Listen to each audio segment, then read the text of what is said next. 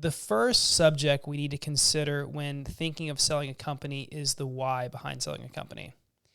A lot of times, business owners run into a situation where they need to sell and they haven't had the time or ability to think about selling and preparing to sell. So it becomes a function of something they need to accomplish because of an unexpected circumstance that arose, or retirement age snuck up on them, or a medical condition, or they need to move, relocate, family issues. For some reason, they have to exit the company, and they haven't had the ability to think about that at all. Mm-hmm. So what are some ways a seller can think through that? Well, the first thing to think about is, why would someone sell, right? So some of the reasons would be retirement, a change of lifestyle, health, family, or sometimes they've been doing the same thing for a long period of time. They're ready for a change. At least these are the reasons that we most commonly see. Mm-hmm.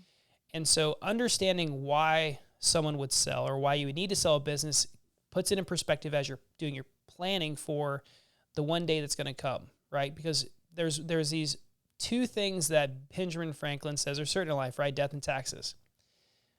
This is one of my taglines I use all the time, is there's a third thing that business owners are never told about that's certain. And that is, one day they will all have to exit their company, either expectedly or unexpectedly. Mm-hmm. And it's your choice as a business owner. Do you think about that exit, and do you plan for it so you can maximize it? Right. And so how do you figure out what time is, if you know your why and you know the reason you're going to sell, how do you figure out the right time? So the first thing is to begin with having a date in mind that you want to retire. If you plan to one day retire from the business you're in, or if you are feeling the pressure from the company you're in and you know that you're going to eventually need to change, you need to have that hard conversation with yourself and start making a plan, all right? And knowing, okay, I would rather exit when I want to, not when I need to. Mm-hmm.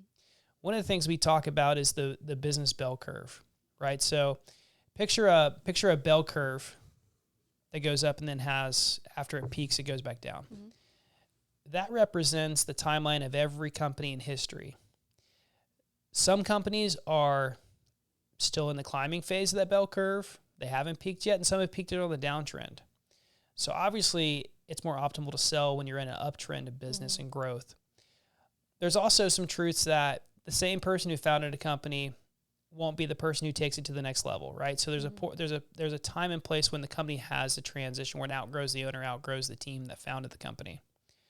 So with that in mind, you have to start having the conversation with yourself. How do I plan to exit? What are the questions I need to ask myself? And also understand, when are the wrong times to exit the company, right? So the wrong times would be when there's something that would prevent the company from selling, right?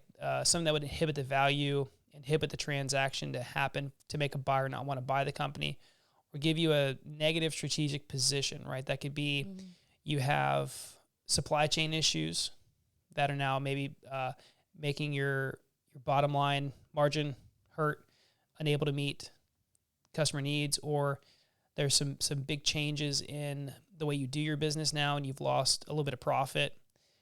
You optimally don't want to have to sell during those times. But if you have to, it's still saleable. But if you can control your destiny, you want to plan to sell when it's best for you. Mm-hmm. So you said a lot of times, if it's not ideal, it still might be saleable. What might make a business unsaleable?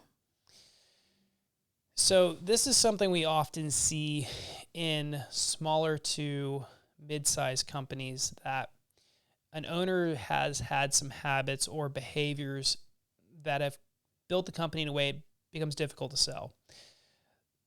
Some of those would be making the owner the center of the business, right? A company with no employees is very difficult to sell because it's more of buying a job. Mm-hmm. And it's not qualified for E2 visa buyers, who typically are purchasing in that smaller price range of $150,000 to $200,000.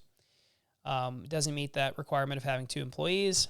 And someone who's had enough success that they've saved up capital to buy a business, they're not necessarily interested in having a job.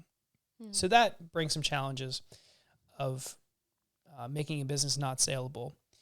Bad habits with financials.